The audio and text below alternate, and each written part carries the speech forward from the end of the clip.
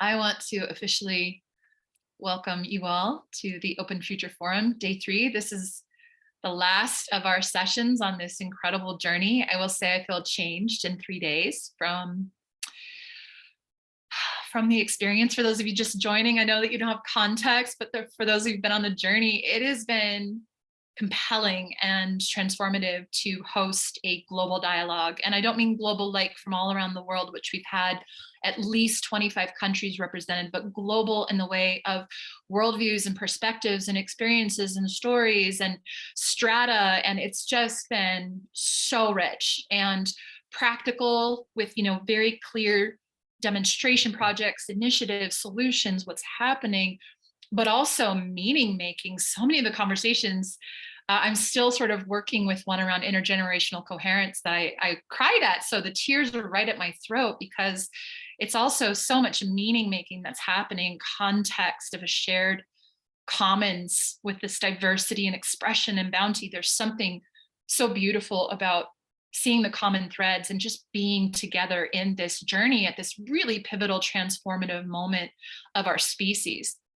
And so I just want to acknowledge that authentically and invite that authenticity into this space in particular, a conversation that I hold as so sacred and feel honored to be in any way a convener of. And that conversation, I'm going to work on this because I really want to make it through this intro. But it's really, I feel the culmination of the work that's been done and what it sets into motion. So give me just 2 seconds. I'm going to drink some water and thank the waters for being with us. And just trust that this body of emotion is welcome in a space such as this, because the conversation today is really about reciprocity and what that means to co-liberate together, and not just from the state of like mind, but a shift deep in our being, our somatic body and cellular memory of the radical interconnectedness of ourselves as life, not even with life, as life. And the older I get on my path at 45, I'm realizing the culmination of the many rivers of all these efforts. Some people who know me know I've got my fingers in a lot of pies and have done a lot of work. But at this stage of my life, I'm feeling this culmination of the many tributaries into one mighty river of purpose. And for me, that purpose is to be an advocate and a facilitator for the reforging of our relationship as a living system, and to remember ourselves as part of a living organism that's deeply longing for us to just come home, just to remember ourselves into the family of living things. That is the crux of everything else I do. It's now aiming into this clear body of work that's to be an advocate and a facilitator for that healing and that remembrance and that homecoming in ourselves and in our communities and our bodies, and certainly in communion with the living world. So this particular conversation means a lot to me, and inviting some of you whose bodies of work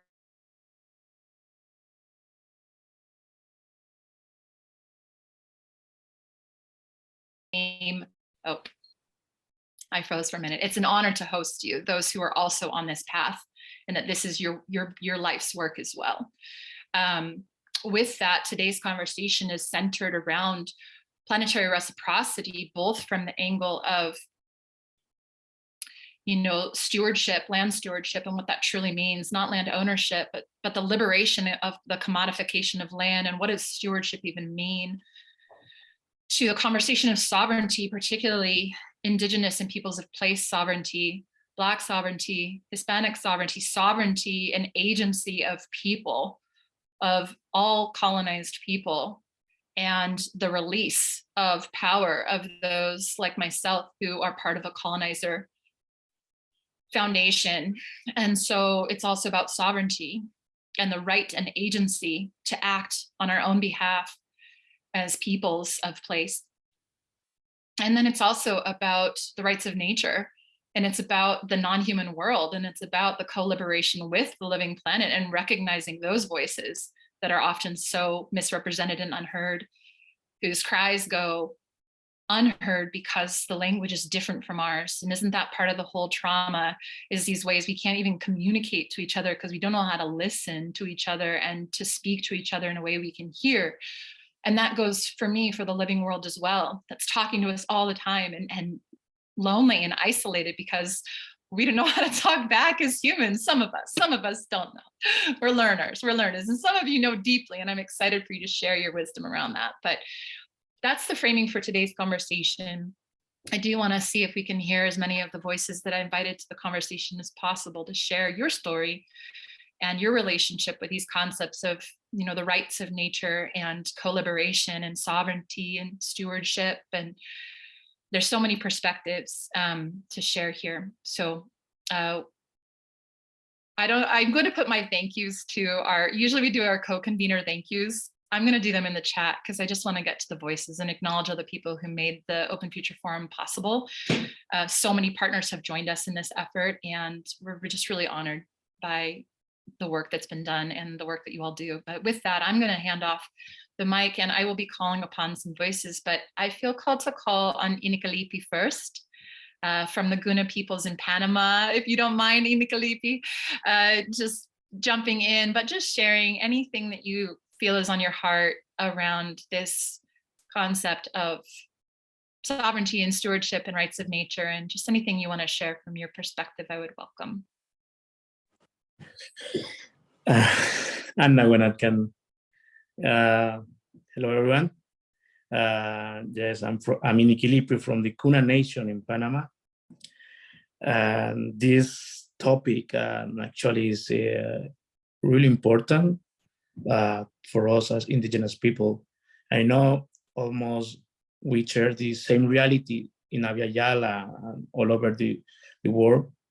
And I would say that from the recognition of the collective properties of our territories, I would like to talk a little bit about it. For example, that would be the recognition of the right to self-determination, where the governance of our territories would be administered by our traditional authorities over our territories, right? And if you see around the news everywhere, people speaks on behalf of indigenous people, sometimes saying the numbers. We have the forests, the lands, that we protect the 80% of the land in our territories. So, and we protect it is for everyone in this world. Yeah, and we do it for all living creatures that we are here together. So, and this is one of the most important things in different territories, different culture, to be recognized, to get our self-determination. And to achieve that is the benefit for all of us. And I would also use some examples in Panama. And for example, let's say in Panama, they recognize the collective lands, but they don't guarantee the right to self-determination. So you can have the land sometimes, but you don't have the self-determination. And that happens in most of the indigenous people's territories.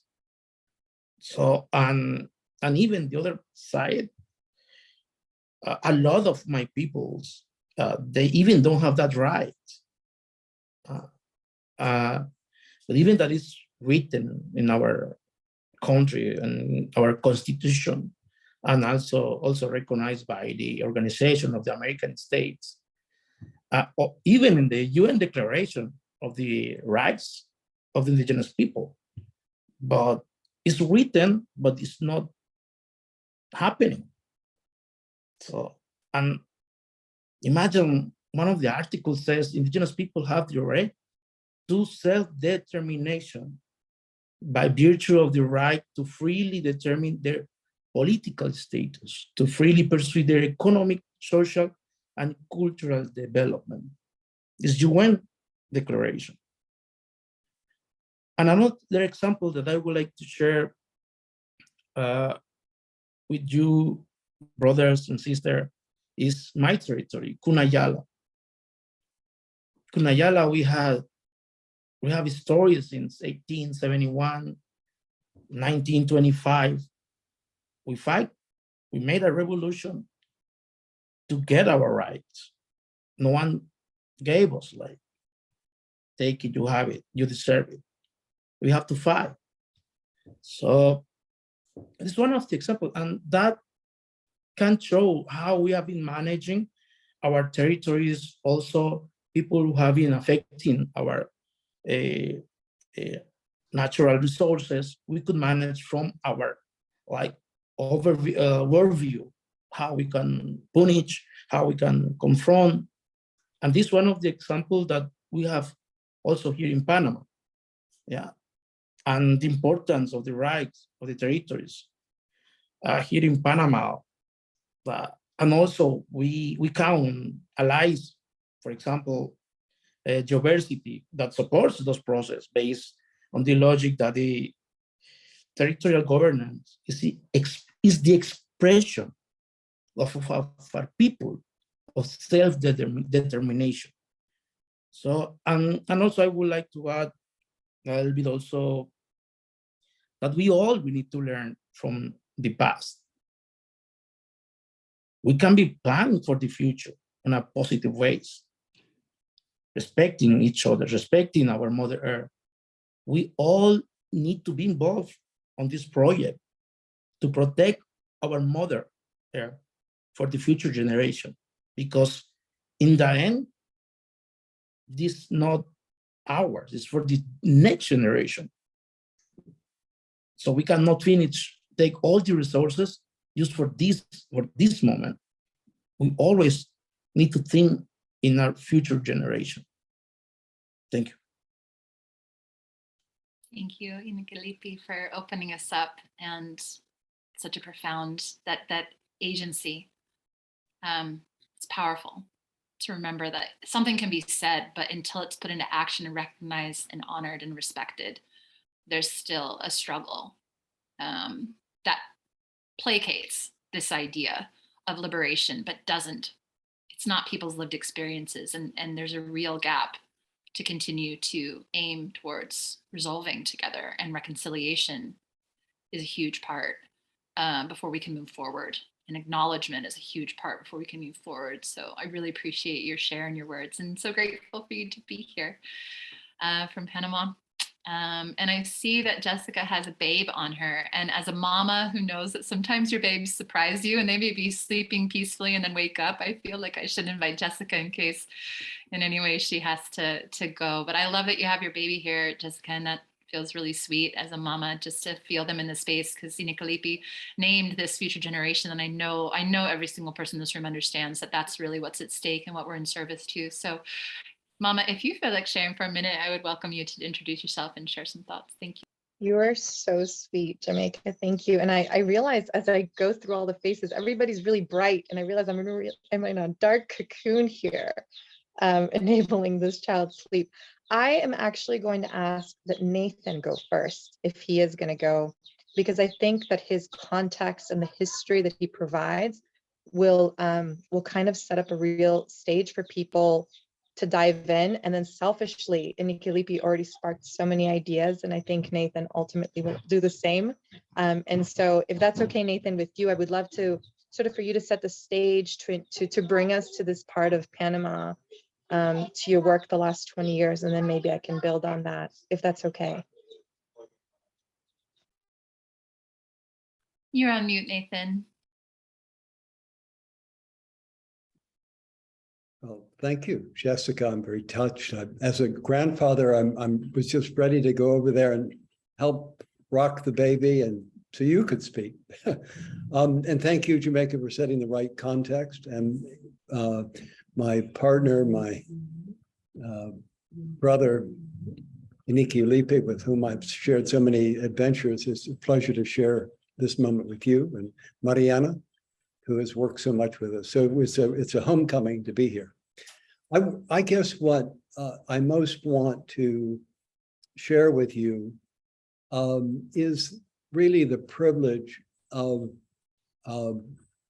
having caring young people in our world over 21 years ago, who, when they heard our organization, then called Earth Train, was preparing to set up an international base outside of US territory. We were operating in a forest in Puerto Rico, and that wasn't working because we have young people coming from all over the world. And a few young people, Guna leaders who were part of our program said, look, if you're going to go anywhere, please consider coming to our part of the world, because we're struggling to protect the lands that we have fought so hard to have recognized. And well, we did. And in really 21 years, we've been able to support these young leaders who now, some of them, Iniquilipi, I think they're even one or two are on their way to being grandfathers. I don't know. But it has been a very special experience to build what is now close to 5,000 hectares of protected area, a mode of land possession, where in addition to wanting to protect and to restore with tree planting and allowing Mother Nature, the biggest planter of all, to do her work, that we can create a campus for learning. And that is ultimately, I hope and intend, is our greatest gift, is that we give Mother Nature her opportunity to be the teacher that we so desperately need to hear from. And so very recently, we changed the byline of Geoversity to, hey, it is nature, really Mother Nature's university. And the teachers are the abundance of diversity of species, and those cultures, those peoples that have from early origins have created cultures that are one with nature. And that really is how we define our mission, that we bring about the shift in worldview. I love the fact that Iniquilipi, in his second language or third language, has the phrase worldview. It is vital that we figure out how to shift worldview away from that separateness from nature to the experience, the fundamental experience of our unity with nature. And our guides are nature, our nature itself, and those raised in the tradition of oneness with nature. So I think that's, for us, the framework. And then final comment, we're sticklers for education. We're sticklers for that young people, particularly rural people, indigenous people, have the full opportunity for learning of all kinds, internships abroad, learn languages, learn computation, learn all of that, because we need empowered and fully effective pilots of Spaceship Earth.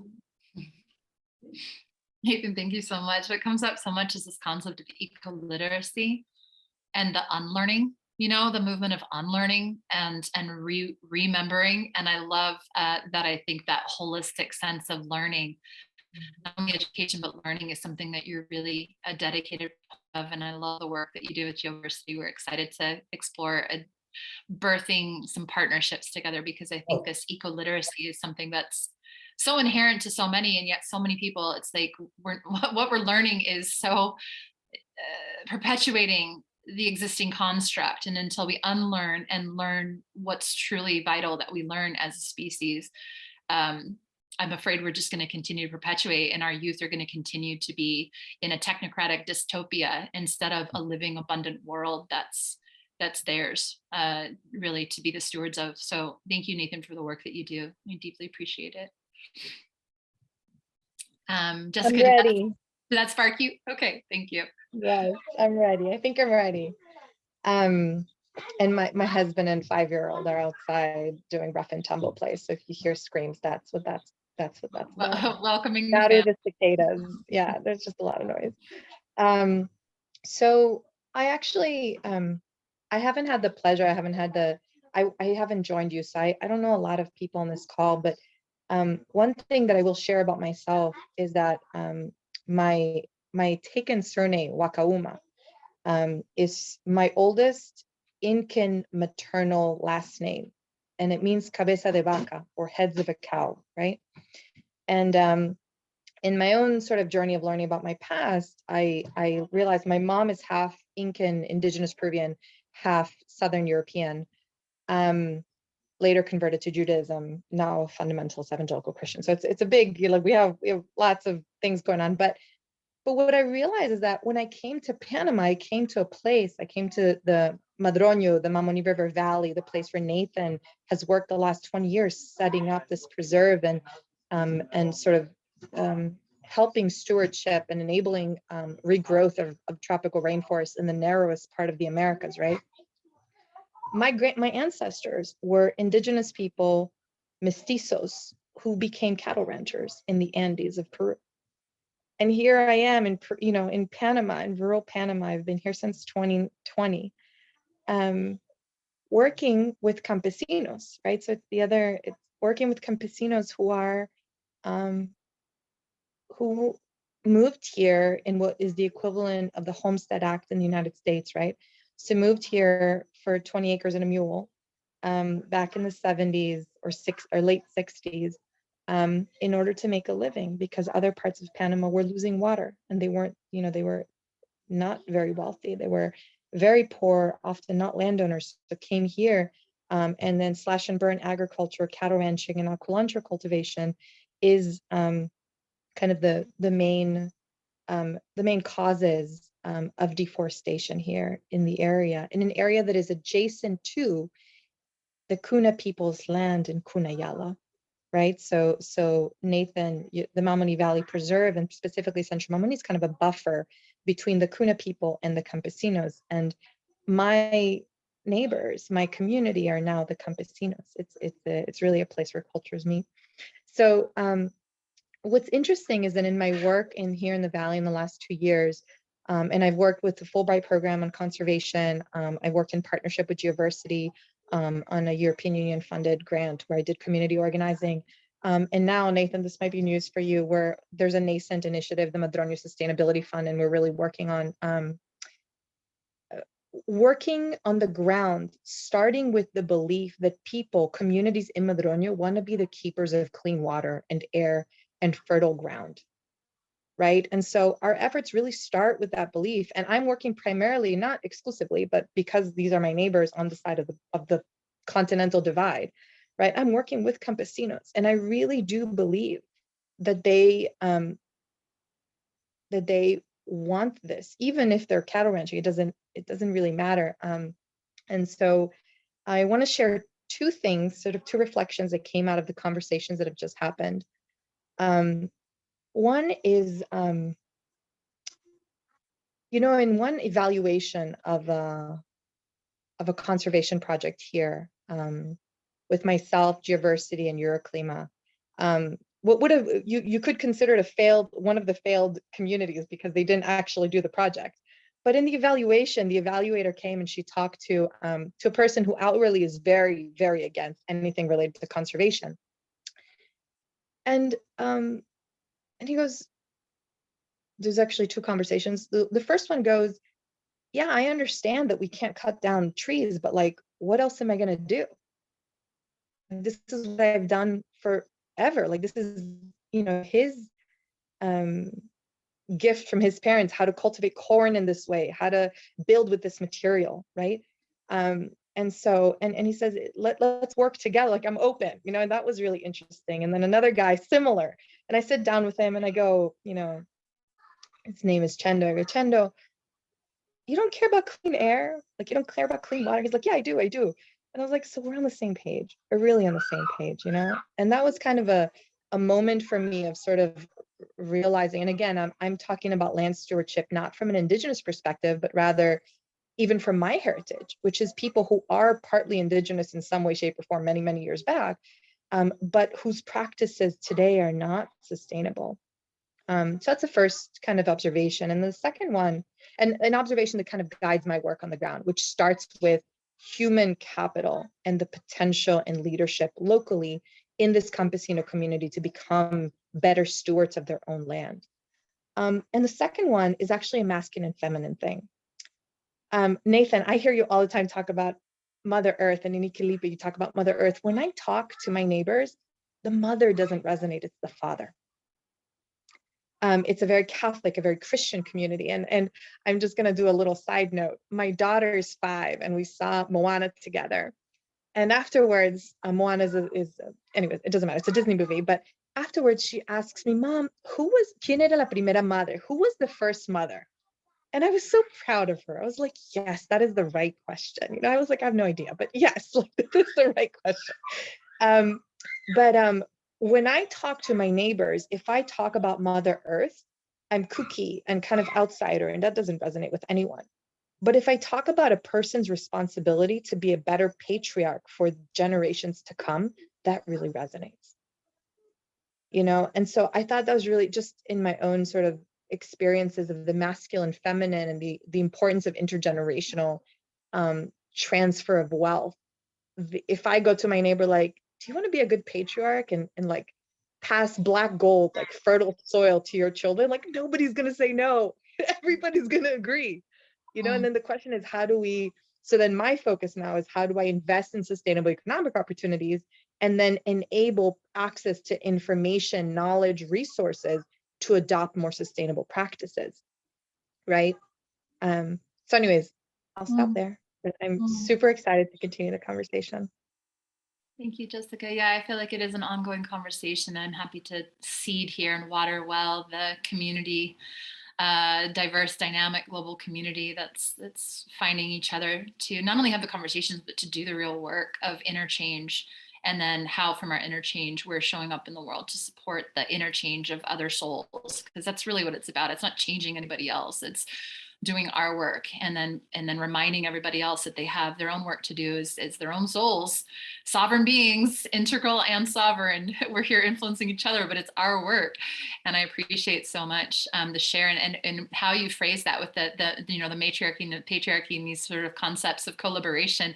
It feels right to give it to you next, Emmanuel. And as a mama of a transhuman, I think that intersectionality, and I know parts from hearing your words yesterday of the representation of it's co-liberation, and that's all areas of expression of human that keep being othered, and that place of the common thread, and particularly how you're bringing that to the stewardship of Earth, that particular intersection that you have as a Black and trans and queer and activist and earth lover and all the things, that however you want to define, and they're not my definitions, but I think it feels right to welcome you into this space, and any thoughts that you want to share. Yeah, thank you so much.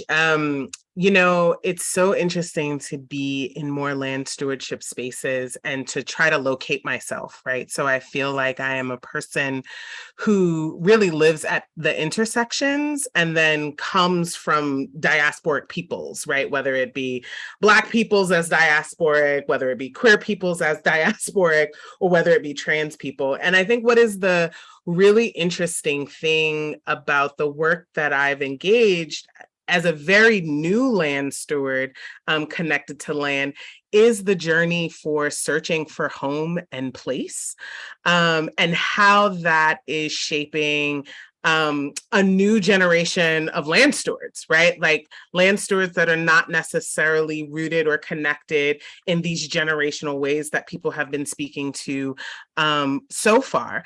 Land stewards that are definitely shaped by the techosphere and the metasphere and the metaverse, right? Who still are in that seeking place, that seeking place for anchoring, for home, for where my people be, other than in those spaces. So I feel really honored to be carrying stewardship forward, and in this new way. It really does feel like that in this new way. A few things. So Acorn Center for Restoration and Freedom is located on occupied Muskogee Creek territory in the state of Georgia. And like even in the naming of all of that, like it's again like this acknowledgement of what has been, and also this real clear sense of like why Acorn exists is because the people asked me to make it, right? Because the people asked me for anchoring. It wasn't something that was generated from my own thing. Like I was very, like I'm an urban dweller for my whole life. So the idea of going to move onto a piece of land was not in my consciousness, but because people were finding home in other aspects of my work, in other aspects of the healing, creativity, and spiritual work that I do in the world, it was just like a natural thing for them to just start being like, so when are we going to have the land, Emmanuel? And I was like, I don't know what you're talking about, but sure. Is that what I'm doing? So for me, like, I really feel like this reconnection to land was one generated by the community of practice that I am a part of, and in really saying like, we have found home here, and now we need that home to be anchored into something. Two, I think this idea of land stewardship and some of what Jamaica was saying earlier really resonated with me, is really about restoring relationship to land and body, to spirit and mind, to collective and healing, right? And we could come up with a bunch of other relationships that we would be restoring. And so I'm constantly in the question of asking myself, so my community of practice is centered around Black, Indigenous, people of color, queer and trans folks especially.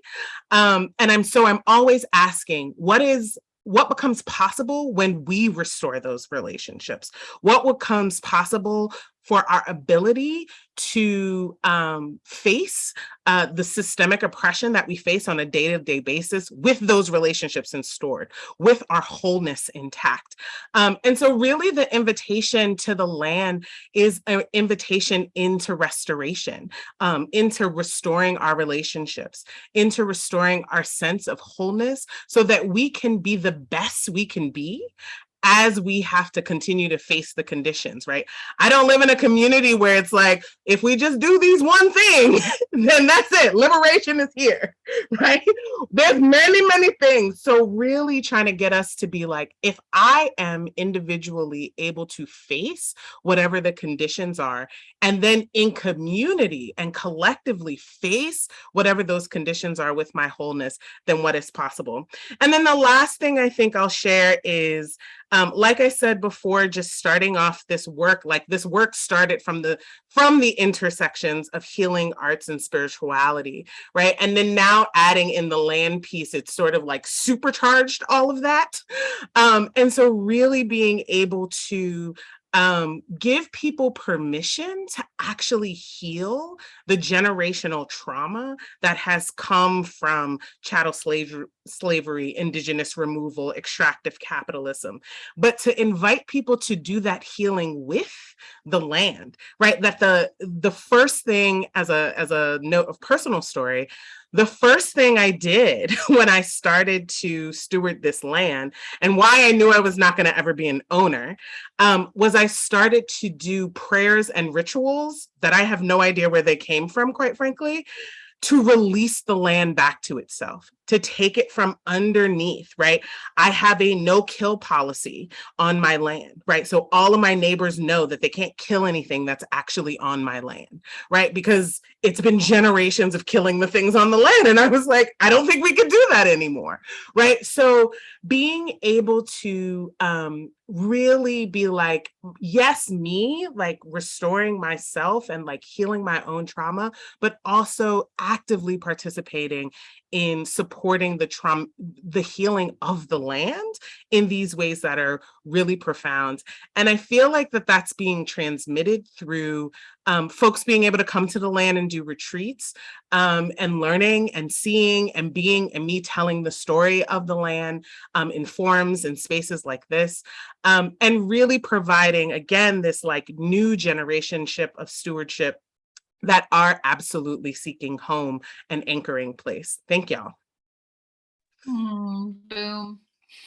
Thank you so much, Manuel. I love the joy too that you bring to the space and the honest humor about this whole dialogue. So appreciate you being here. Thank you. And it feels right to offer that to you next, Carmen. I know Carmen's been a person of place And I've sat on your acorn groves and appreciate the perspectives that you and I have had the chance to share. I feel like it's right to hand that to you next, if you would take the circle. Hakuyila, kakina shila, kishakushmoch.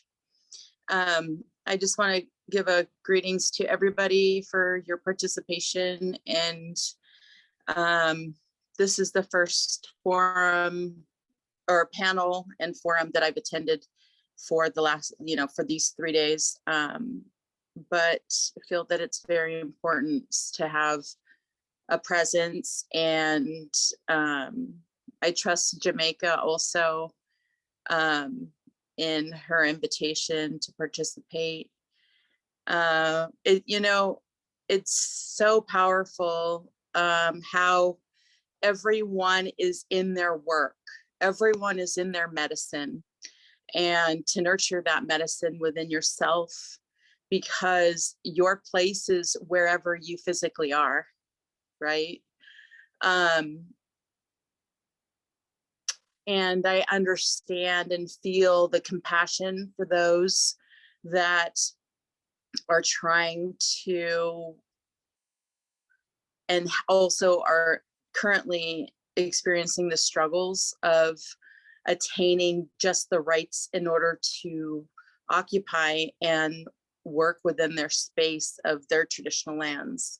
So my heart goes out to those that are still in that continuous struggle of occupation, but yet still feeling that they have to prove their indigenous worth to these governments that don't recognize it. And so my heart goes out to you. I feel that strongly. And to the others that are here, my connection with land is inherent and deeply, deeply rooted. There's so many different things that I contribute to. But one specifically is land stewardship. I feel that I actually have the capability of being able to communicate with the land, to allow the land to speak through me. And oftentimes no one's listening. That's the hardest part. And I think because of my own personal experiences of being in my physical skin suit, as a child and not being heard, opens me up to that deeper. And so Emmanuel, I commend you for trusting the medicine that you are holding, regardless of label, identifiers, because that is not it. It is the inherent knowing, and you trusting that, and allowing those people that you are assisting to be open to model their needs for you. So I think ultimately it's our interpretation and what that resonates with each individual, and we have to nurture that within every person, because we all hold unique gifts, and someone may have the ability of sight, someone may have the ability of that inherent knowing, others may have the ability of healing through voice, but we're all healers, we really are. And those animals, those that can speak with the animals, and the fact that we are still, procreating and being able to feed this earth, you know, of future stewards, because I have to say the the energy and drive that these generation that are being birthed right now coming into this world are just so powerful. I mean, like almost energetically knocking me off my feet. And I just know and have this awareness of peace and wisdom in our future, knowing that they're here for us. But also we have to hold space for them, you know, in order to nurture and grow and develop their gifts. So sometimes also just holding space on the perimeter is, you know, and, you know, with no voice can be just as powerful. So Kakina Sheila, thank you all. Thank you so much, Carmen. Yeah, I appreciate that. Every time I've visited your lands, the Chumash, Ynez lands, I feel so welcomed and at home in your gracious, compassionate spirit of welcome every single time. And I've been down there a lot, but it always feels like a homecoming, even though they are my lands. And I feel like that land, and then you as a representative and a communicator and a child of that land, you are such a welcoming presence on those lands, and it always feels like homecoming. It's been one of those teacher places in the Santa Barbara Hills. So thank you so much for sharing your thoughts, Carmen. I'm honored to have you here, and I felt like it was right to hand that to you next, Osprey, and share some of your perspectives as well. Thank you. Welcome into the space. Well, first of all, just taking a deep breath and thanking you, Jamaica, for inviting me, and greetings to everyone. I feel really honored to be on this panel with all of you and connect with you all, and learn from all of you and hear the wisdom, the beautiful words of wisdom that are being shared. And I am the founder and executive director of the Women's Earth and Climate Action Network, WeCan. And we work in different regions of the world, primarily with women and gender diverse leaders on the front lines of the climate crisis. And that involves everything from reforestation projects to protecting old growth forests, to food sovereignty programs, to directly working on climate policy. And right now, maybe some of you as well are getting ready to go to the climate talks that are happening in Egypt this year. So we're just a few weeks away from getting ready to bring a delegation of primarily Indigenous women to go and advocate there for their lands and their territories. As many of you have talked about, the need for Indigenous peoples to have sovereignty over their lands. And this is really important space to bring forward to the governments of the world. The fact that Indigenous people are the best stewards of their own lands.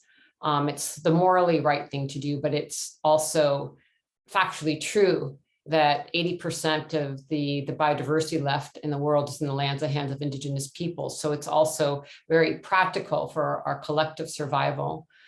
And we really are centering Indigenous, Black and Brown voices, because we also know, and some of you have brought this up, of the intersectionality of a lot of the challenges that we're facing that are due to historical oppressions of racism, colonization, misogyny, patriarchy, and capitalism.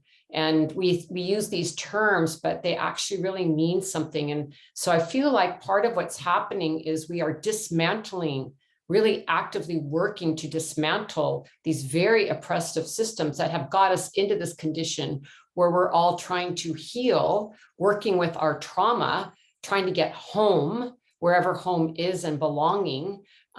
We are, as my own history, I come from a history of being colonized and my family coming here to escape being ostracized and persecuted, and coming here and then, ending up being part of the dominant culture of colonizers here in the United States. So these mixed histories of coming out of being colonized and colonizing, and the complexities that we all carry in our personal stories while we're working to heal. So, understanding the historical context of the violence against the land, the violence against women, the violence against what has happened because of these oppressive systems is really important, to not dwell in the past, but to understand where have we come from to create the story that we're in, so that we can deconstruct it and heal it. Just like in our own personal lives, we need to understand our own traumas to heal them. We need to name them and surface them so that we can rebirth what it is that we want. So I think we're also in the process of not just dismantling, but also rebuilding. And this conversation is such a beautiful part of that regeneration and repairing and reparations and remodeling and reimagining and restoring that are all part of this moment in time. So this is also for me a particularly delicious conversation, because I'm always in the more battle zone, if you will, of fighting governments and financial institutions and bringing those fights to them. And so it's also really healing personally for me to be in this space to talk about, our dreams and where are we going, and actually how do we rematriate the land? What is land back? How do we, have these configurations? As an example, we're working on what we call islands of restoration or islands of thriving, because the fact is the climate crisis is coming hot and fast, whether we like it or not. And where are these spaces going to be where there is food and water and forests and land and places for people to survive, particularly people who are already marginalized because of racial and colonized systems. And so we're really working on how do we work with frontline communities to have these spaces to survive, because, already it's not coming, it is here. We already have communities we work with who are trying to pull themselves up from hurricanes and droughts. So how do we build these spaces that are very practical: food, water, clothing, but also culture? We're also rebuilding culture, this multi-layered new culture we're building. And within that context, we also want to honor Indigenous peoples and their rights to their own lands and territories. And how do we build these places that also integrate land back and ensure that Indigenous peoples have a central say in all of these activities? And their leadership and knowledge of the lands is irreplaceable. So I also just want to keep lifting up also not just the rights of Indigenous peoples, but the deep traditional ecological knowledge of how to live in these places where we live needs to be a part of the visioning and surfacing and visibilization of this moment. And I think I'll just close with two practical things, because I wanted to also ground this in a couple of activities. One, I do think that we need to lift up women's leadership. I think it has been oppressed, and it's part of this balancing of female and male that we're talking about, and gender diverse leaders. There is the movement for the rights of nature, which I know was a part of the title of this conversation. There's an entire rights of nature movement. You can go to the Global Alliance for Rights of Nature, which I'm on the steering committee of. It's a whole body of work. I don't want to take up more space here, but it's the whole idea that we need to stop looking at nature as property and ownership and dominion over nature, but that rivers are alive and have rights, that the forests have rights. And as an example, the Wanganui River in New Zealand is now recognized as a person, so that you cannot harm the river. So this practice is already taking place all over the world. In Ecuador, in their constitution, they have rights of nature. So it's a really vast moving movement to bring rights to nature so that we can live in balance and harmony. And it really is rooted in Indigenous worldviews, but it's also a modern, real legal framework that we can rely on to have a model for how do we live in right relationship legally with nature that also affects culture. And then the last thing I wanted to say is I also want to speak for the land defenders, especially in Latin America, who are at the highest rates of being killed for their land defense. So let's get also real that there's folks out there who are not in these privileged conversations or just fighting for their lands. And I wanted to mention the Escazú Agreement. It's a big campaign we're working on in the Latin American Caribbean region that gives rights to land defenders. And it's a new multilateral agreement that has just come into effect last year. Again, not to take up space, people can look it up online, Escaso agreement, but we're looking particularly at the indigenous women we work with in the Amazon rainforest, and how do they have rights so they can do their land defense work without being criminalized and murdered for that activity, which we all depend on. So I'll leave it at that. I send my love to you all. I feel incredibly honored to be here. And thank you just also for the personal feeling of being in the space. Thank you. Yeah, Osprey, thank you so much. I think all of you are such treasure troves, just as personal beings, but then obviously the work that you all do. And I welcome sharing resources in the chat.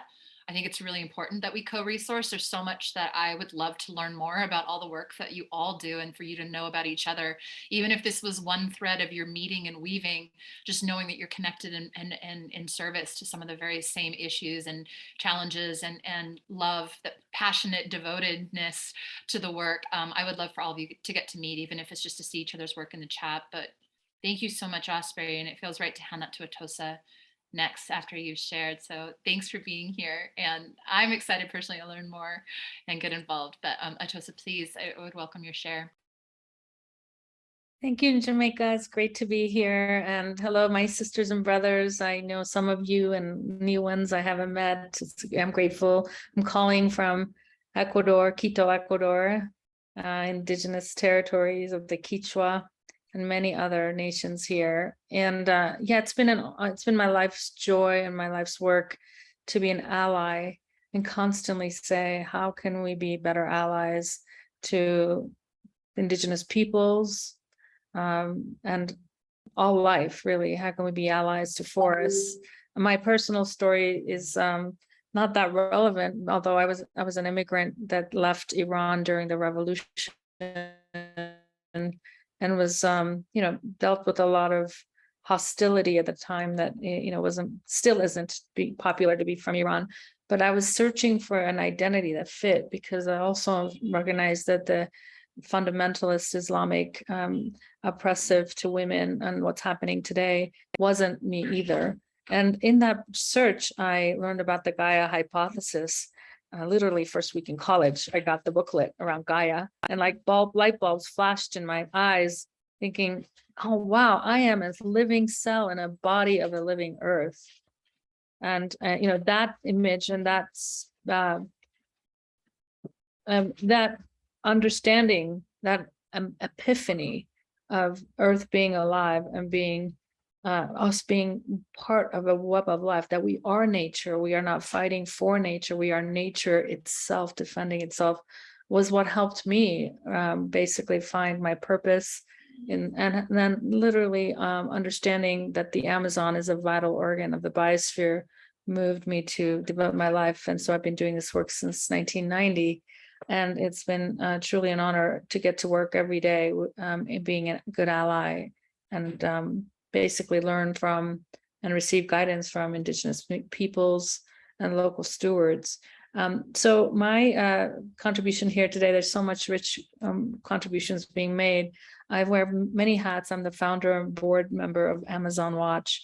And also currently I get to be the director of global strategy for a coalition, an alliance of indigenous nations, 30 indigenous nations that make up an area the size of the state of Oregon, a huge area of the headwaters of the Amazon, where they have already decided they're working together to permanently protect all the forest that's left and to restore areas that have been degraded, and that they're doing it not just for themselves and for their future, but they're doing it for the entire planet.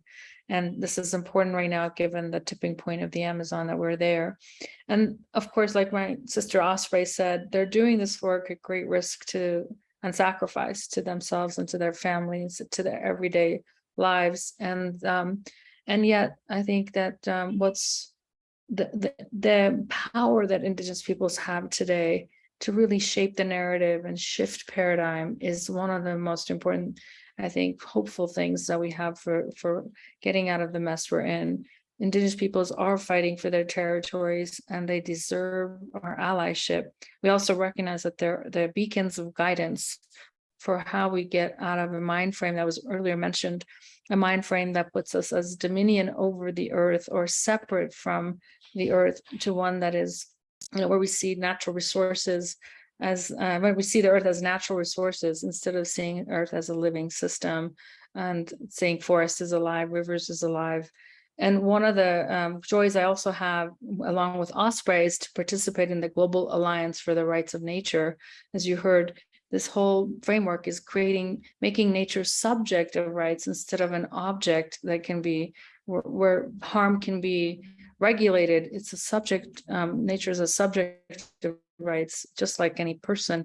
And that has been amazing to be able to be a member of one of the judges in the international tribunals for the rights of nature, which have been happening at all the COPs, bringing cases from around the world of harm against nature, and how we work to basically have citizens tribunals and also do a lot of amazing other work. Activists are helping work on local legislation and referendums to ban mining on behalf of nature, to help rivers have personhood, to create legal frameworks that address things like fracking, and basically bringing local bioregional guardianship of the earth. And that's where I think Indigenous peoples have a lot to teach us. They have been in this reciprocal guardianship of nature. And you heard 80% of the world's biodiversity is on Indigenous lands, but also 60% of the world's well-conserved forests of forests that are still standing, that are in high states of conservation, are Indigenous lands. And so they are already being effective guardians, and yet we are, quickly being, basically society's encroaching on them, and we have basically an opportunity to stand with and help elevate and lift up Indigenous voices, while also learning about indigeneity, which is this idea of belonging and giving back and being in reciprocal relationship. I got to be part of the science panel for the Amazon, which were 200 scientists looking at the tipping point of no return. And one of the things that my chapter was also about the path forward. How do we headwaters dreaming collectively with Indigenous peoples a dream of an alternative economy based on life flourishing, a just system where no one's left out, it's inclusive and just, and where we address reparations, where we address injustices, and also help devise a system of prosperity that is aligned with life flourishing. And so we've been exercising this collective visioning in the bioregional plan. But one of the things that I did for that I got to work on for the science panel is saying, before we map out how we get to a new world, we have to look at where we came from, which is a message that Indigenous peoples and many oppressed communities have said loud and clear. We have to look at the paradigm that shaped the realities that we have. So for the science panel, we did this exercise where we looked at what was the worldview of that era, starting in 1491, and what was the related narratives that were kind of like oxygen. Everyone believed them to be truths, and those narratives helped shape the outcomes. Things like the mass, the spiritual conquest, and the idea of the doctrine of discovery, and things like this idea of the Amazon as a Eden, ripe for our possession, to make every man rich. This idea of nature as machine, this idea of globalization and modernization as a form of imperialism, this idea of man versus nature, all the way through this idea of lost Eden, the conservationist idea in the Amazon, which wasn't actually intact. In fact, we now know through satellite imagery that the Amazon is as much Indigenous peoples actually helped increase the plant biodiversity. They actually added to the number of species of plants that exist. So this whole concept of looking at the paradigms that helped get us to where we are now is important, because it's like in our blood runs the unseen to us, a combination of all of these molecules of beliefs that we have since the times of the colonial cultures. And then sort of we came out of this, where are we now? Where are we now? Where is the paradigm taking us now? And this idea that people in kinship with the living Amazon, that true wealth is the biological productivity is true wealth, that harmony, buen vivir, this concept of well-being or buen vivir, is this mantra of basically the DNA of reproduction of our societies. The idea of Gaia as a living earth, of course, is not new, but just re-emerging, centering that in our treaties and our laws and our public policies. And this idea of the emergence of, just transition consistent with planetary boundaries, where that we recognize the intrinsic rights and values of nature. So that was, that was some of the work we did, I guess, outside in terms of action. Where this is all coming forward now is for stewardship, we need an agenda, a global agenda for indigenous and indigenous peoples and rights of nature stewardship. And maybe that's a great place to say, that's one of the outcomes that could come from our collective contributions to this work. And that work, I think, would take us to look at one of the other efforts that is key right now is averting the tipping point of no return of the Amazon rainforest, the biological heart and lungs of the planet. And to do that, one of how indigenous peoples factors in is that there's 100 million hectares of indigenous lands in the Amazon still needing to be legally recognized, legalized, titled, and many indigenous peoples in Peru were working on the recognition of 22 million acres or 9 million hectares of territories where indigenous peoples are calling for autonomous indigenous governance of their ancestral territories. And they're not just waiting for government to recognize that, they're actually auto-demarcating their territories, auto-declaring their autonomous nations, auto-declaring their ministries and their plans, their life plans. And, it's a joy and honor to be able to help elevate that, the vision of indigenous nations, rising again to steward the earth for future generations, considering the rights, their collective rights presently and the rights of future generations. So I'll stop there and put some links in that you can all join me with. Thank you. Thank you so much, Atosa. This is so rich and so needed. And I think that these calls to action and ways to get involved are just really important right now to know where we can sort of move the collective energy. I've been also very keenly aware of the tipping point and doing what we can to say, there's so many places that need our attention and so many places of repair. And yet if we were wise, we'd recognize some of these places start a cascading ripple either of restoration or of further decline. And how do we mobilize around key organ failure, essentially, and realize those particular areas need particular effort. So I really greatly respect and appreciate your work, and anything you can put in the chat for people to learn more, and also obviously how to get involved and how to support and how to start moving direction collectively in these areas of these sort of trim tabs and leverage points. Atosa, thank you for being with us. You've been with us a lot today, so I appreciate your time and effort. And it felt right to go with you next, Cassandra Ferrara, a dear friend of mine with the Center for Ethical Land Transition, because we're talking about this concept of how do we make the transition. Some of it is just, we're here and we're claiming our rights and territory, and that's a powerful thing too, not asking permission, not trying to work within a legal framework that it's just like, look, your legal framework means nothing to me. There's a higher law, and that's the law of the land and the law of love and of the world.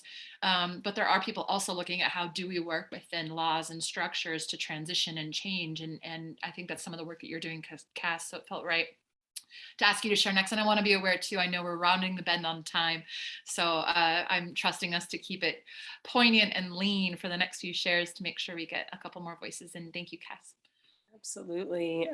What a tremendous honor to be in the room with all of you. And so thank you, Jamaica, and thank you to each of you. And the ones that I might not get to hear your story, I know you're all doing incredible things. I'm living into the land here in Northern California in a place now called Sebastopol, the indigenous territories of the Southern Pomo and Coast Miwok peoples. And I'm from mixed European ancestry, the lost tribe of braided ones who've immigrated in so many different diasporic moments, and seeking to find a right relationship with place, and really dropping roots in and learning the place stories and the place ancestors and the living ancestors, and what does it mean to actually repair our relationship with place and with the peoples whose stories are embedded in the places that we live. About 20 years ago, Spirit guided me to become a real estate agent. Would never have gone into that work unless it was very prayerfully directed, and I'm very grateful that I've been in here in the belly of the beast, understanding this capitalization of earth, this very, very immoral, very unfortunately deeply skew, thwarted way that we are transacting earth. And so to be in real estate, to be a stand for the dissolution of private property, to understand private property as a legal fiction of a dominant cosmology that is absolutely killing us, and to also understand that this is the industry right now that is dominating land transitions, and a lot of land is transitioning and needs to transition, and there's a lot of energy right now in the land justice movement. There's a lot of attention turning towards the need for Indigenous stewardship, for Black, Indigenous, queer, and stewardship of land. This is the moment, and the consciousness is here. And so land transitions, people are recognizing that their right relationship with land is relinquishment. Some people get that, and they're looking to relinquish their land. And then there's many whose right relationship with land is reunion. And so there's a need for land transition work that in the transition itself seeks to be reparative, seeks to liberate the land, seeks to be culturally sensitive and culturally affirming of what title holding mechanisms need to be put in place to honor generally unrecognized Indigenous tribes that are in need of their land. And so there's a lot of work at this threshold being done right now. And the organization that I've been honored to co-found, the Center for Ethical Land Transition, is stationed at this threshold of reparative land transition, and doing this right now in the States and North American context, and also recognizing that there's different legal needs and means being used in different situations globally. And so with a lot of respect for the frontlines work that we're doing, that y'all are doing in different places, and really honored to be in this space. And in the interest of time, I'm happy to pause right there and just put our website in, and you can see some of the examples of the way we're serving the land transition movement. Thank you. Thank you, Cass. Yeah, super important, these transition points, that the path to transition.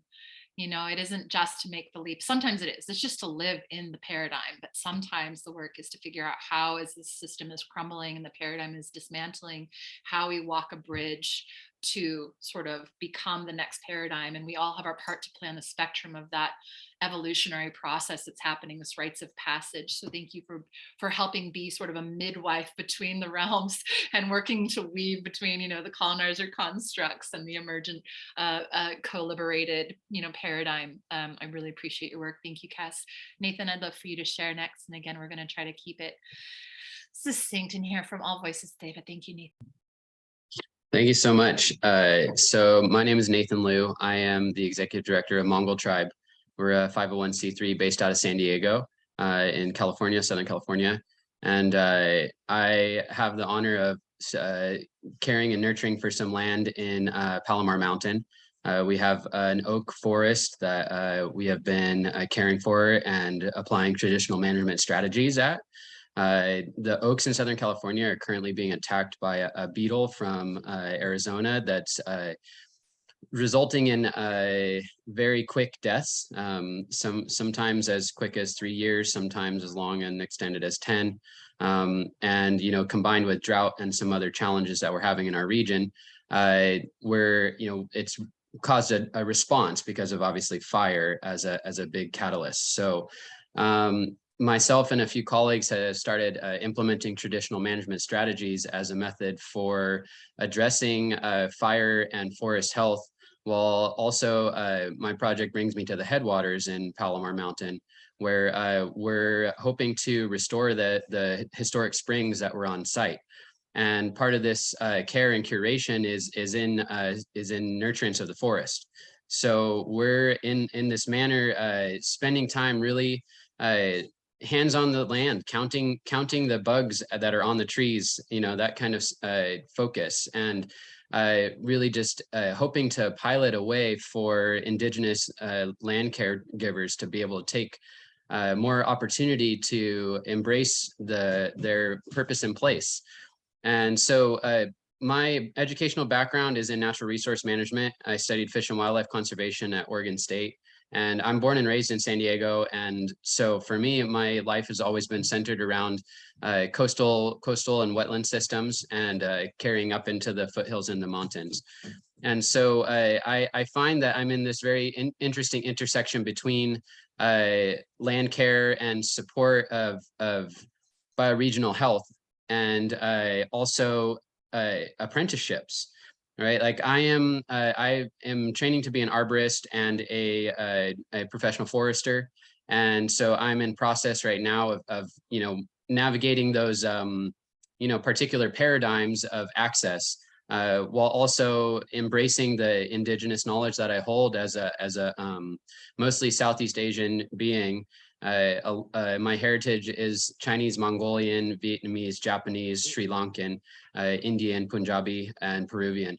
So my world being oftentimes is exuded through the scientific nomenclature and language that I've been given, but also is embodied through my spiritual practices. And so like Carmen, I grew up in these beautiful oak groves and oak forests, and they have such a special place in my heart, and the relationship that I have with them has now moved into one of hope because of traditional management. And so I hope that in this I can express how there is such an interest in supporting and applying and caring and being on the land, and the youth of our generation are ready to own that and take responsibility, and the indigenous peoples of our communities are ready for those pathways to be given to them. And so part of our hope is to develop a forestry school where we can teach more traditional management strategies and open the pathways to funding and support for project implementation for our indigenous communities. And I had a wonderful pleasure of meeting the Wintu chief up in Mount Shasta, Chief Kayleen Sisk, and they're working on restoring their traditional Chinook salmon to the McLeod River, their home river. And it's amazing, like the connections of life, where they found their Chinook are in New Zealand, and so they're thriving in New Zealand. So they're extirpating them and going through this process of restoration, but running into challenges with the fact that the fish bypass hasn't been built first. So what we our conversations led to that the need for indigenous representation is so fundamental, because we have this relationship with land that is seasonal, that it's every day unique based on which flowers are blooming and which seeds are falling. And so that relation to land and self is something that we all embody. It's something that we all have within our genetic and our lineage. So as I looked into my own heritage and started learning more about that relationship, all of these teachings started to unfold, and I started to realize my purpose, right? That in this opportunity to see my presence in place helps awaken the being within me, and the need of the land speaks through me. So I, like Carmen, I am a key. And as I invoke my presence into places and able to witness, I'm able to understand and interpret this relationship, and that myceliation, as I like to share, is everything, right? That the more we can myceliate into the land, the more we feed the land through organic matter and through the natural cycles of water, the bioregional health starts to unfold. And that's where we as individuals and societies start to really truly embody and appreciate our roles and our places.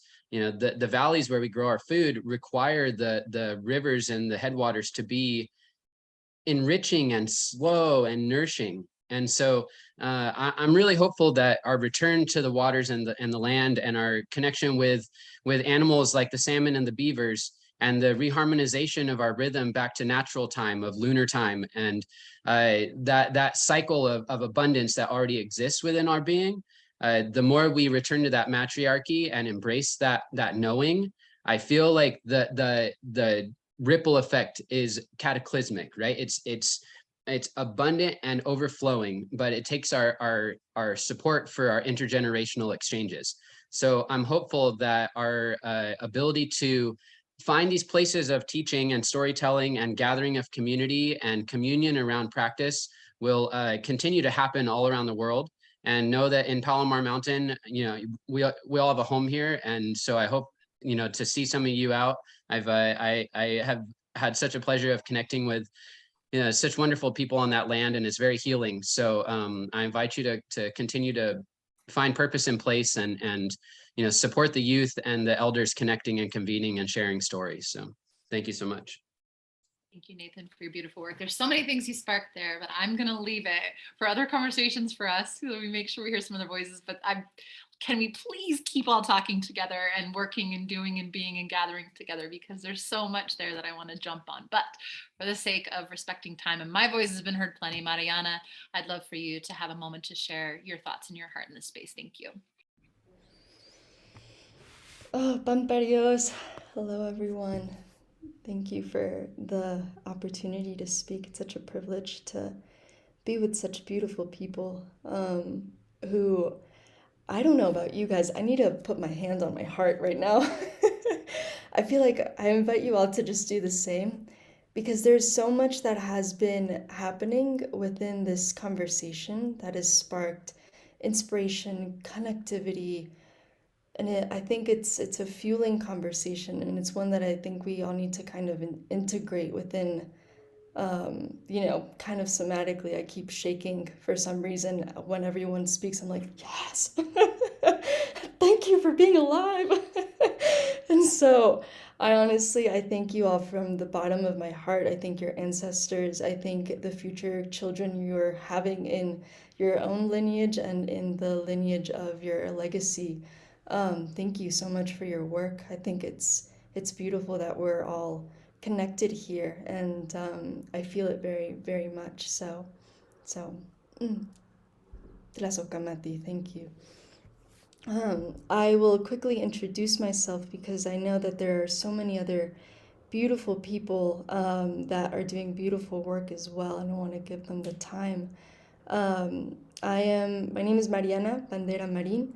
I am a Mexica. I am an anthropologist. I'm an archaeologist. I'm a practicer of the traditional healing arts of curanderismo, as well from the lineage of pies descalzos.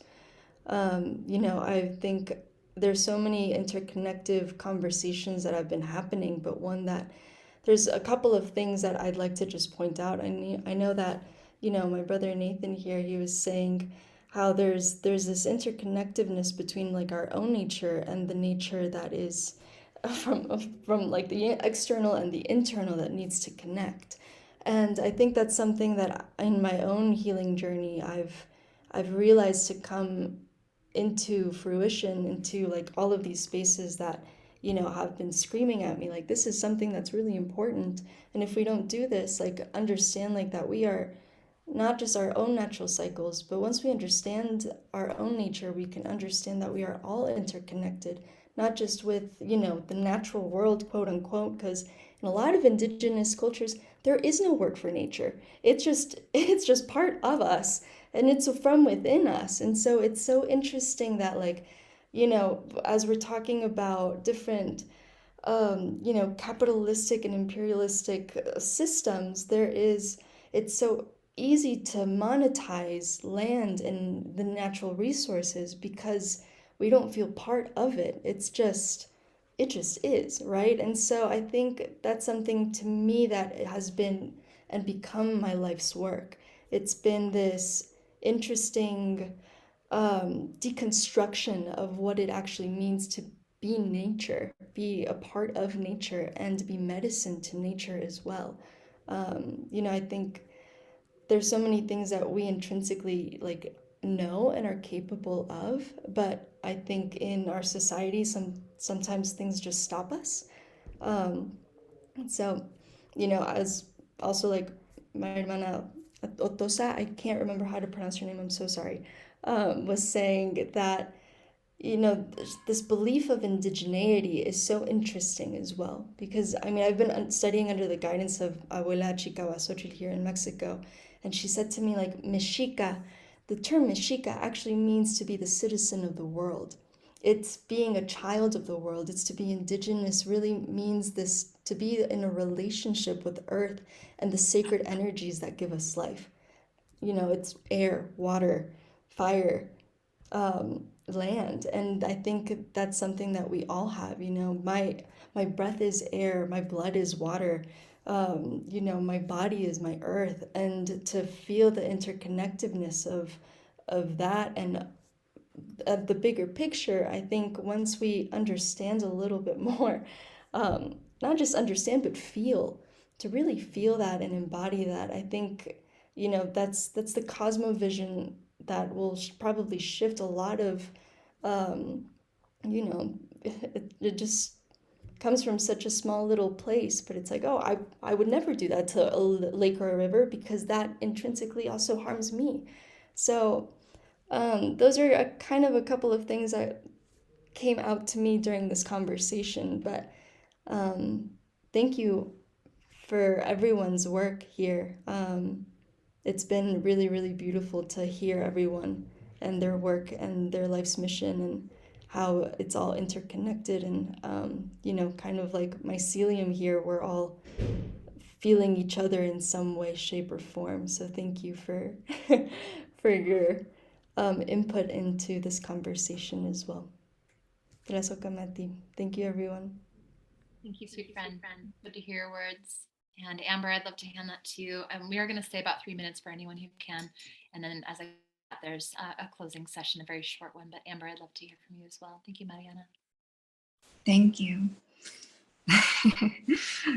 Mariana, I was so glad you prompted this heart holding because I wanted that too. And I was like, that's what I want right now. Yes. Haku tikale Carmen. Yeah, I'm Amber Bassett Pagaling. I am from our Chumash territories. I'm a Venturino Chumash, but I'm from the Kalawa Shock Village. I'm currently in unceded Ojibwe, Haudenosaunee territories and many more. For sake of time, I'll be brief. I'm an artist. I started off as an artist and realized that I'm not just here to get my piece of the pie and to show my artwork, that I want to be doing and using my creativity to respond to the challenges of our time in a way that perhaps a politician might not have had access to. So I've been working on this research project that's dilated and fertile and ready to transform into something that's useful now. When I describe my work, some people, particularly Indigenous people, look at me like, why are you talking about this to me? Kind of thing, because it's familiar and it sounds like I'm saying it as if it's an invention, and it's I want to be clear that it's not. It's Indigenous principles communicated very much in just the semantics and in the world and the frameworks that I was raised in, and creating frameworks around those values from a heart-centered way and communicating them so that they can be so we can communicate the thing of intergenerational equity, for example, clean water, pure air, healthy soils, that these things can be communicated. Because what's happened, I think, is profit became distorted. If you think of the etymology of the word profit, it means a gain, a measure of success. And we're at such an existential point now collectively that success is going to mean, or going to have to mean, our symbiotic relationships to self, others, and planet. that it's going to have to be from a heart-centered place and evolve out of extraction and oppression and duress and distortions. So the work that I do is generally about that. And I have a project called the Regenerative Footprint. And for a number of years now, there was no career title that I could find that matched my passions and what I do. So I call myself a co-creative society strategist. So how do we hold power in empowering ways for self, for others, for planet, that is about the rights of nature as a verb. So if we are about standing up for clean water, and we do want to be water protectors, we cannot just be tearing down the old systems, but reinventing systems that inherit their obsolescence, really, that inherit a way of being that is looking at the earth largely from a historically patriarchal, oppressive view. So if you think about where patriarchy as we experience it kind of comes from, it's the perspective of the quote unquote horror and virgin. And that is the perception and relationship to Gaia that needs to be transformed at this time. And I'm in service to that. And yeah, feel free to check out my work. I'll put my link in the chat. I'm so humbled and so grateful to be in this room with everybody who's doing this kind of work. And yeah, I'm complete at that. Way. Thank you so much, Amber. Miguel, any final thoughts? And then if you're seeing in the chat, we're doing a short integration session and kind of what next after all of this. So if you want to join us over there. But Miguel, any final last words if you're still here? Maybe you had to jump actually. Or Amelia, if you wanted to jump in and say anything. And otherwise, I'm going to help close this particular session today. And also put a link about how to join us on the Open Future platform, where we have a group to continue everybody who's met in the forum digitally as well. So I'm going to put that in the chat. But any other final thoughts before we close the room for the day? I guess Miguel did have to go.